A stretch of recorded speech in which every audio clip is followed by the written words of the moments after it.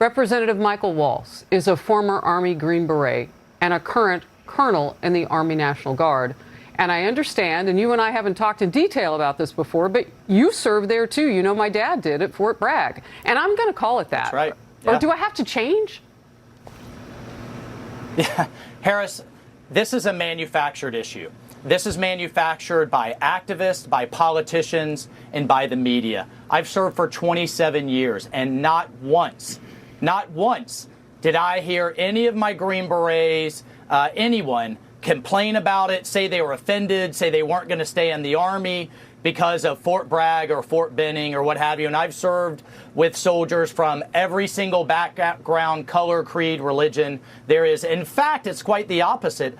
They're proud of where they served, saying that I was a Fort Bragg soldier, I was part of the Special Forces or the Airborne, or I went through basic training at Fort Benning, what is a point of pride for every soldier that I know. So not only is this a manufactured issue, it's a massive waste of taxpayer time and money for the military right now. And it's one more bit of evidence that this Pentagon is focused on all the wrong things rather than focused on a warrior spirit and war fighting and defending this great nation and making our enemies deathly afraid of starting any wars. Well, look, I was looking down because it was north of $6 million to change this name.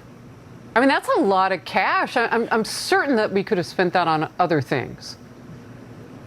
So I don't have a number yet, but I'm hearing it's costing a heck of a lot more than that. But Harris, it's also costing the local communities, right? I mean, you have businesses that, you know, the Fort Benning, Fort Bragg barbershop or tourist sites or what have you, right? And they're all having to rebrand. Many of them were opposed to it. But I think, Harris, I think the bigger issue is, when does this stop? And you alluded to that. Are we going to tear down the Jefferson Memorial? Or are we going to back away from Mount Vernon because they were slaveholders? But even more than that, like, you know, you had World War II generals who may not have been slaveholders, but they presided over a segregated military.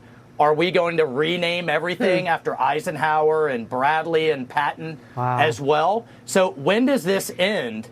And we've got to take a stand. This is just, it's not an issue. What is an issue is the Chinese Communist Party. Well, 100%. And I just want to share a different perspective as a military child, a brat, born, raised, and transferred.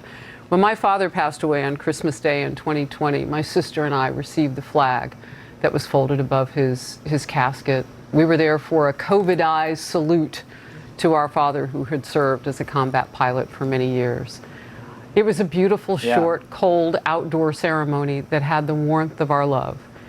I won't let anybody take those years away by renaming things that were important to my father, who served at a time when, you know, this country maybe was under construction, as he used to say in the 60s, with no coloreds here signs and so on and so forth. He saw the potential in America.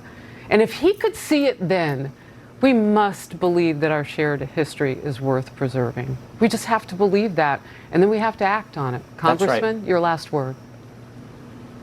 Well, look, this is about the military is about uniting us. It's about a meritocracy. We're all Americans. The only color we worry about is red, white, and blue. I guarantee you that's the only color our enemies worry about. So this is about how do we move forward. Not constantly focusing on what divided us in our past. And that's why this is, you know, such a shame. Congressman Michael Waltz of the great state of Florida, thank you. Always thank you for your continued service to our nation. Thank you for your family service, Harris. Thank you very much.